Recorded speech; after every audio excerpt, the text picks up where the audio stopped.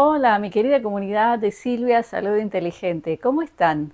Sí, me ausenté un poquito estas 2 últimas semanas porque hacía muchísimo calor en la zona donde estoy, lo que hacía imposible filmar, ni adentro ni afuera, o sea, era algo increíble el calor, pero ahora, bueno, estamos con tormentas y ha bajado la temperatura, así que aquí estoy con ustedes, con nuestra reflexión del Shabbat.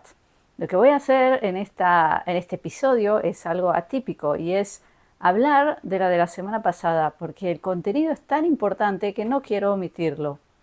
Estamos hablando de la porción del Antiguo Testamento llamada en hebreo Mishpatim. Estamos en Éxodo 21 y si traducimos el nombre de esta porción, que es Mishpatim, vamos a ver que la raíz de esa palabra es Shin Pei Tet. ¿Y qué quiere decir esa raíz? Quiere decir juzgar, o sea, juez se dice shofet, juzgar se dice lishpot, pero a su vez la palabra mishpat, que es el singular de mishpatim, quiere decir frase, es decir, cualquier cosa que sale de la boca de una persona o que escribimos, una frase, es mishpat. Pero a su vez, por ejemplo, cuando uno va a estudiar leyes en la universidad en Israel, se dice estudiar mishpatim, o sea, leyes también se le dice mishpatim. Entonces tenemos varios significados detrás de esta palabra hebrea. Lo que sí podemos ver, que es muy interesante, es que dentro de la opción de que sea sentencia o frase, tiene que haber juicio. O sea que no se puede decir cualquier cosa. Ahí también entendemos algo sobre la palabra mishpat, que incluye el hecho de que hay que tener juicio cuando uno saca una frase de la boca o cuando uno escribe, por supuesto. Pero ahora vamos a hablar de esta porción del Antiguo Testamento que comienza en Éxodo 21, que se la traduce en general como leyes, porque estamos hablando de leyes hebreas que comienzan a aparecer cuando Moisés lidera al pueblo hebreo. Cuando salen de la esclavitud de Egipto, durante ese trayectorio es cuando Moisés va a empezar a recibir de Dios las leyes que representan la justicia divina, cómo quiere Dios que actuemos en este mundo. Y lo que hay que entender es que estamos hablando de hace más o menos 3500 años. Y en esa época, en el Medio Oriente, la gente actuaba muy diferente. Lo que para nosotros hoy es obvio, por ejemplo, el mandamiento que es no matarás, yo creo que no hace falta que te lo expliquen, o sea, tú entiendes que no hay que hacerlo. No robarás, lo mismo. Con respecto a otros mandamientos no es tan claro, por ejemplo, no codiciarás o no darás falso testimonio. Bueno, eso hoy está de moda, así que no es tan obvio en ese caso. Pero lo que sí tenemos que entender es que hace 3500 años todas las tribus de todas las razas en el Medio Oriente y el resto del mundo hacían cosas que para nosotros son inconcebibles. Por ejemplo, tener esclavos. Todos tenían esclavos en esa época, es decir, era normal conquistar otros pueblos y llevarse gente como esclava. También había mercados de esclavos, o sea, se compraban y vendían. No olviden que la esclavitud se abolió en nuestra sociedad no hace mucho tiempo, o sea que si pensamos en hace 3500 años, tenemos que entender que eso era totalmente normal. Y lo que ocurre con el Antiguo Testamento es una revolución, porque en el Antiguo Testamento comienzan las leyes de liberación de esclavos.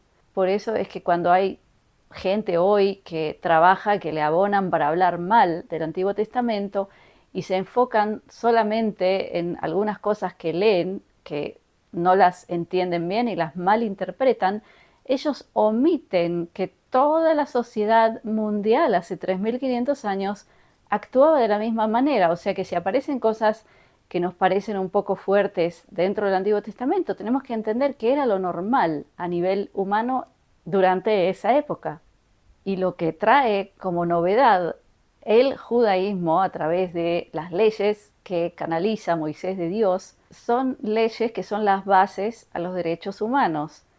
Por eso es que hoy entendemos que existe una guerra en contra del Antiguo Testamento, porque si uno borra la adhesión a Dios del individuo, él pierde todos sus derechos humanos, porque los derechos humanos también en las constituciones de los países está escrito que son avalados por Dios, porque somos creados por Dios. Entonces dense cuenta que todo esto está conectado con un plan que parece que lo están hablando por todos lados, por ejemplo, para dejarnos sin ningún tipo de propiedad privada, porque eso es un derecho humano que te lo otorgó Dios por crearte en este mundo como su hijo, como el potencial de contener la divinidad en ti. O sea que todos los derechos humanos vienen desde ese momento. Así que estén muy atentos cuando hay tanta gente que trata de convencerlos, primero de entender mal el Antiguo Testamento, después de no respetarlo y luego de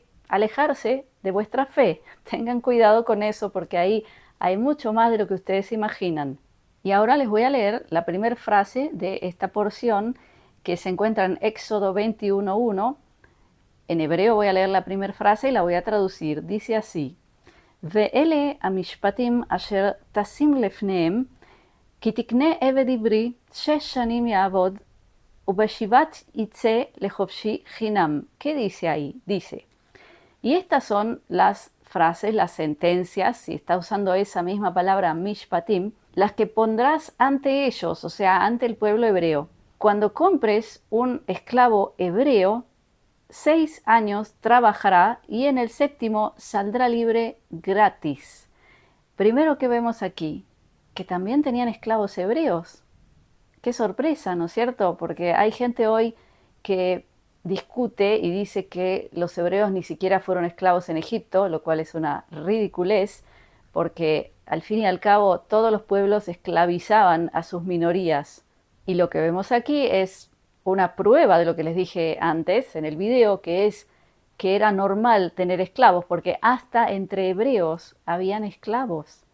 Entonces, ¿qué nos dice esta frase? Nos dice que cuando compres un esclavo hebreo, durante 6 años trabajará y el séptimo será libre gratis. No tendrá que hacer absolutamente nada para recibir su libertad. Entonces, ahora vamos a recordar que el Antiguo Testamento no se lee literal. Eso ya lo he explicado en decenas de ocasiones. El Antiguo Testamento es un texto codificado y la herramienta para decodificarla, una de las herramientas más importantes y más precisas, es el libro Zohar de la Kabbalah, que lo que hace es interpretar cada frase en su nivel espiritual. ¿Y qué es lo que nos dice el Zohar sobre esta frase? Lo que nos explica es que estamos hablando aquí del alma humana, no estamos hablando de un ser humano de carne y hueso. Lo que nos explica es que las almas realmente no quieren venir a este mundo, porque es un mundo muy duro, tal como aprendimos con la porción que habla de la esclavitud en Egipto. La palabra Egipto se dice Mitzrayim, y esa palabra en hebreo viene de la raíz tzadik reish, que quiere decir estrecho, es decir que Egipto era un estado en el que se sentía como una especie de ahogo, como si tuvieras alguien que te tiene agarrado el cuello y no te deja respirar.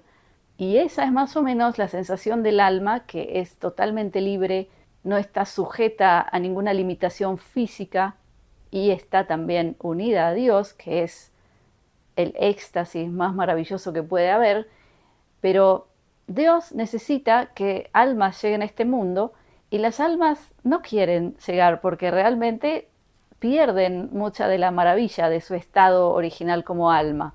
Entonces, cuando finalmente llegan al mundo, es una especie de esclavitud, es un sufrimiento. Y aquí también entra el concepto de reencarnación que muchos discuten y dicen que si el Antiguo Testamento habla o no de reencarnación, y yo puedo decirles que sí, que toda la interpretación del Zohar habla en muchísimas ocasiones, en muchísimos lugares, sobre la reencarnación, sobre que el alma reencarna varias veces. Y esta frase, la primera de esta porción, nos dice que 6 años trabajará y el séptimo será libre. Y exactamente a eso se refiere, que el alma va a ser un proceso de crecimiento espiritual estando en un cuerpo y en un momento sí o sí va a irse de este mundo y va a reunirse con el Creador. O sea, no tiene que hacer nada, sino que seguir ese camino de aprendizaje y en un momento se va a liberar. Y ahora vamos a leer la segunda frase, porque aquí viene lo interesante. Ahora estamos en Éxodo 21:3. Dice, Im begapo yavo, begapo itze. ¿Qué quiere decir eso? Si vino solo, por ejemplo, este esclavo lo compró solo, se irá solo. O sea, con lo que vino se va. Y es exactamente la misma simbología, la misma analogía con el alma. Todos saben que venimos al mundo sin nada y nos vamos sin nada. No nos llevamos nada con nosotros. Vamos a saltar a la frase de Éxodo 21:5, que aquí viene lo más interesante. Dice así, In amor yomar a Eved, ahavti et adoni, et ishti vet banai, lo itze chofshi, va'agisho adonav el a Elohim. Aquí realmente se esconden unos secretos increíbles. Les voy a traducir. Lo que dice es, si dice el esclavo, yo amo a mi señor, o sea, el que lo esclaviza, el dueño, si no estamos hablando de señor como Dios, sino estamos hablando de el dueño del esclavo. Otra vez, si dice el esclavo, yo amo a mi señor que me esclaviza, amo a mi mujer y a mi hijo, los que ha tenido ahí dentro de la esclavitud, no quiero salir libre, lo dice el esclavo. Entonces aquí continúa la frase diciendo, y se lo entrega su señor a Elohim, a los Elohim. Bueno, esto requiere mucha explicación y presten atención porque esto es fascinante. Entonces vamos a descifrar lo que nos dice esta frase a nivel simbólico. En la frase anterior decía, si vino solo, se va solo. Es decir, nacemos en este mundo, venimos sin nada como alma, tenemos una experiencia en el mundo físico y nos vamos sin nada. No importa cuántas casas tengas, cuántos autos, cuántos hijos, te vas solo o sola. Ahora, ¿qué ocurre luego? En Éxodo 21:5 dice, este hombre, este esclavo, dice que ama a su señor y no quiere salir libre y que ama a la esposa y al hijo que tiene dentro de esa situación de esclavitud. Entonces, ¿cómo nos descifra esto el Zohar? El Zohar nos explica que la mujer y el hijo son los frutos del mundo material. Podía ser también posesiones materiales, bienes materiales. Y lo que dice este esclavo que no quiere liberarse de la esclavitud es equivalente a un alma que le gusta este mundo y le gusta lo material en este mundo y no quiere irse, no quiere salir de ese ciclo de reencarnación. Y luego la frase dice, y se lo entrega a su señor, o sea, el que lo esclaviza, a los Elohim. Y aquí llega de nuevo el tema tan importante y tan controversial y tan mal entendido sobre las formas como se llama a Dios en el Antiguo Testamento en hebreo. Sabemos que hay un montón de palabras para referirse al uno, al Creador. Ni siquiera tenemos que pensar en la palabra Dios, porque la palabra Dios no es una palabra hebrea. Tenemos que solamente tomar muchos conceptos abstractos que se refieren al Creador, al uno.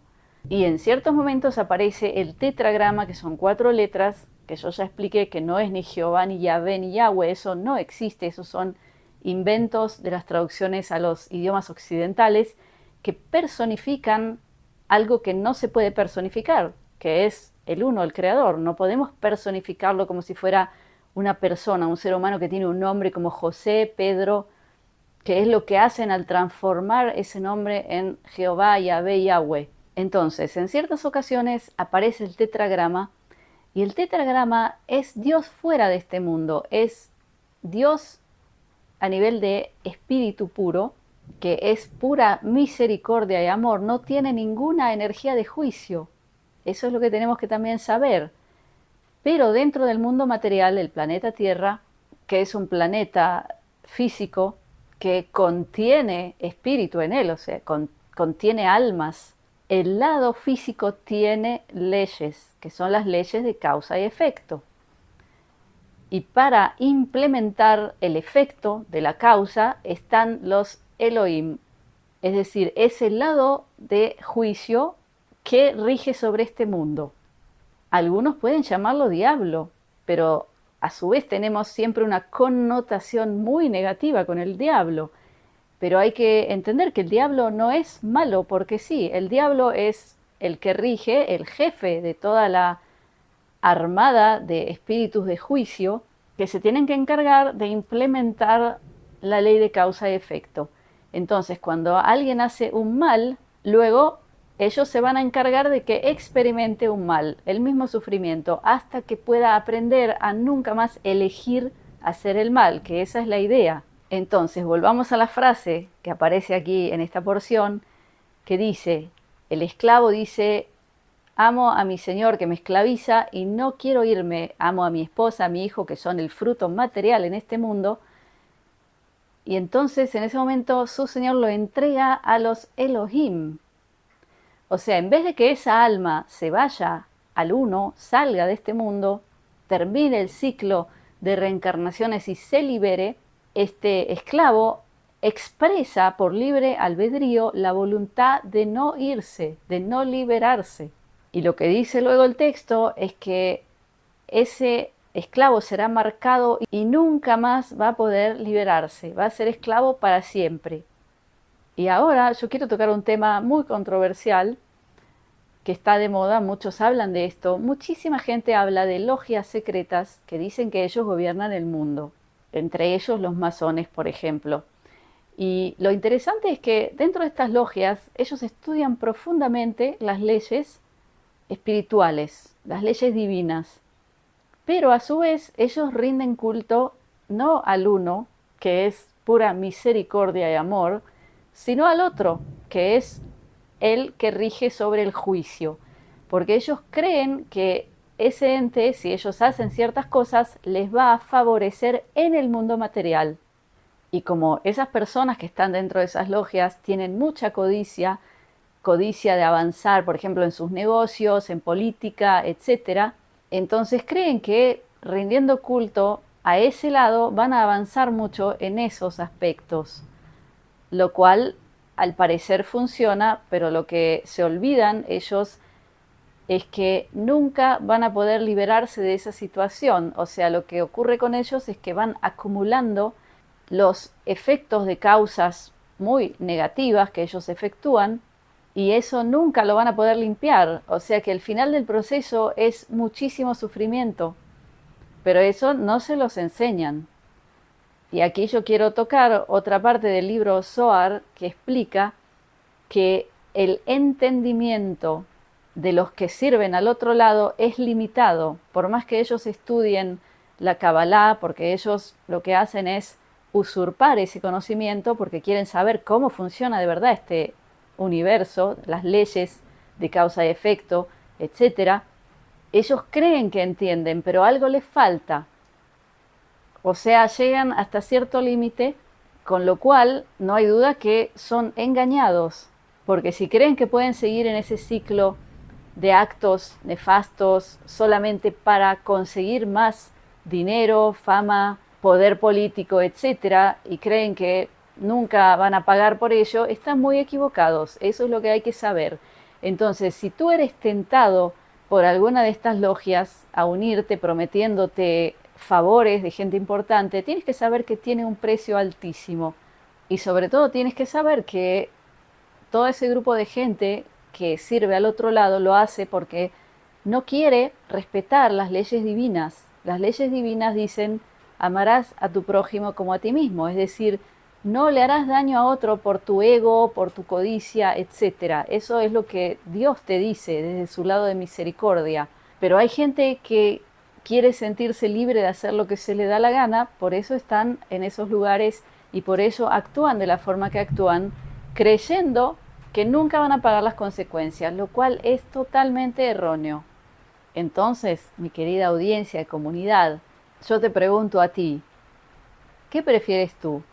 ¿Liberar tu alma y unirte al Creador? ¿O hasta mejor que ello, después de todos estos cambios gigantescos que está pasando este mundo, ser de los muy pocos que van a quedar, que van a ser seres humanos de carne y hueso en los cuales habita la divinidad. ¿Prefieres eso o prefieres seguir acumulando bienes, poder político, etcétera, y luego caer en el abismo más negro que puedas imaginar? Y lo más importante es, ¿lo entiendes esto? ¿Lo entiendes de verdad? ¿O quizás te tienta irte al otro lado? Es una pregunta interesante, ¿no es cierto? Bueno, como siempre les digo, me encanta que comenten abajo. Les agradezco cada comentario, les agradezco vuestra sinceridad. Aprendo mucho de ustedes. Así que por ahora los dejo. Los invito como siempre a unirse a mi comunidad privada, comunidadsilvia.com, donde doy transmisiones en vivo e en directo sobre lo que pasa en el mundo hoy con libertad de expresión. Así que espero verlos ahí. Les pongo abajo un enlace para poder unirse. Y los dejo ahora con mi bendición, mi braja de briut, que es salud, de shalom, que es paz, de ahavá, que es amor, y shefa shel dvarim tovim, que es multiplicidad de cosas buenas. Gracias por estar conmigo. Shabbat shalom.